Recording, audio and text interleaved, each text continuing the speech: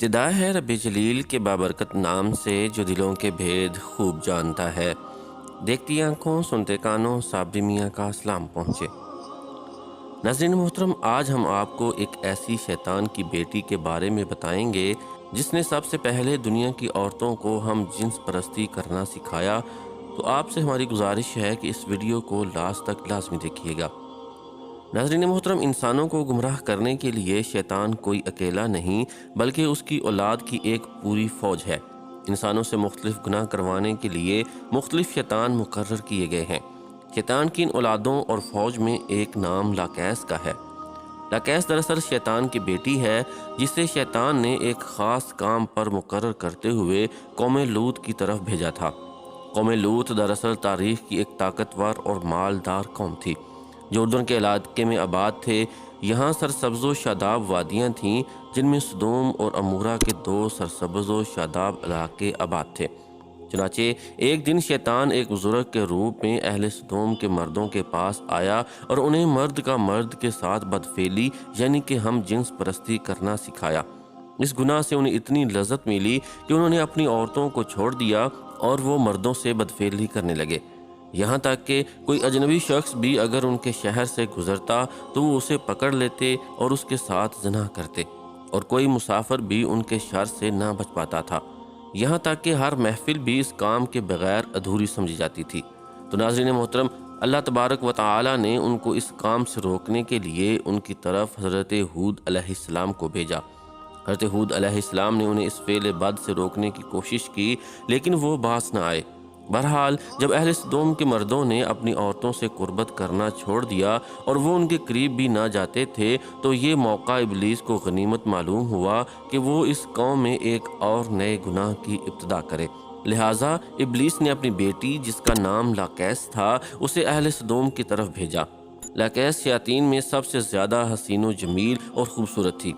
ابلیس نے اسے حکم دیا کہ وہ ایک خوبصورت عورت کی شکل اختیار کرے اور وہ قوم لوط کی ان عورتوں کے پاس جائے اور انہیں ہم جنس پرستی کا طریقہ بتائے جنہیں ان کے مردوں نے چھوڑ دیا ہے۔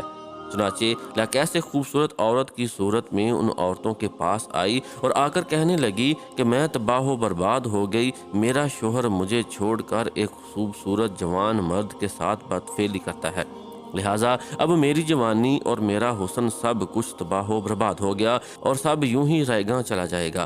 یہ سن کر قوم لوط کی دیگر عورتیں بھی واویلا کرنے لگیں اور اپنے شوہروں کو برا بھلا کہنے لگیں۔ ناظرین محترم، پھر لاکیس نے ان عورتوں سے کہا کہ ہم بھی ان مردوں سے بے نیاز ہو جائیں گے اور ان کی طرف رغبت نہ کریں گے جس طرح سے وہ ہم سے بے نیاز ہو چکے ہیں۔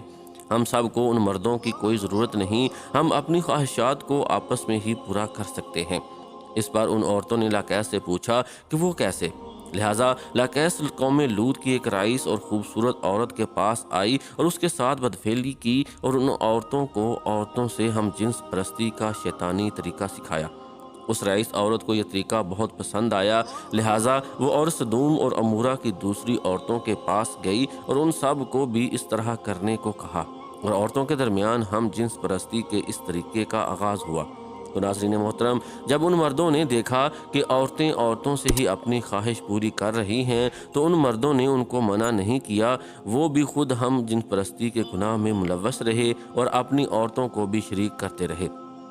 آخرکار جب قوم لوط کی سرکشی حد سے تجاوز کر گئی تو اللہ تبارک و تعالی نے ان پر پتھروں کا عذاب بھیجا جس سے ان کے جسموں کے پرخچے اڑ گئے۔ سدوم اور عمورہ کی 5 بستیاں بالکل تباہ و برباد ہو گئیں۔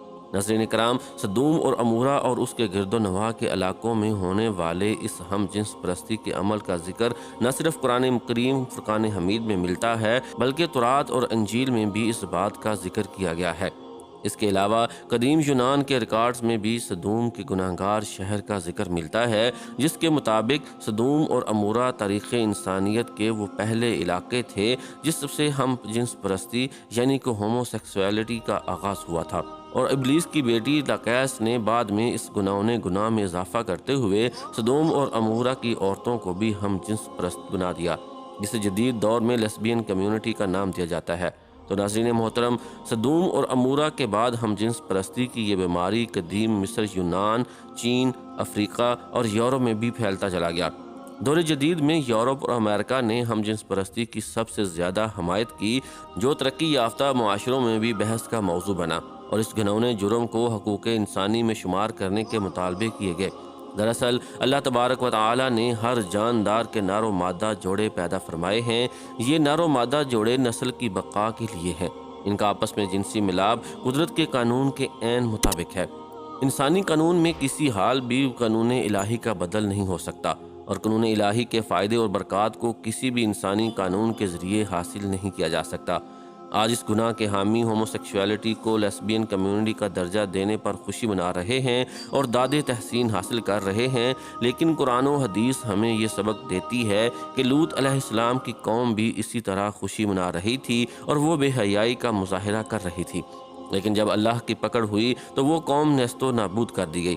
ناظرین محترم، یہ تھی لاقیس کی مکمل داستان جس نے عورتوں کو ہم جنس پرست بنا دیا۔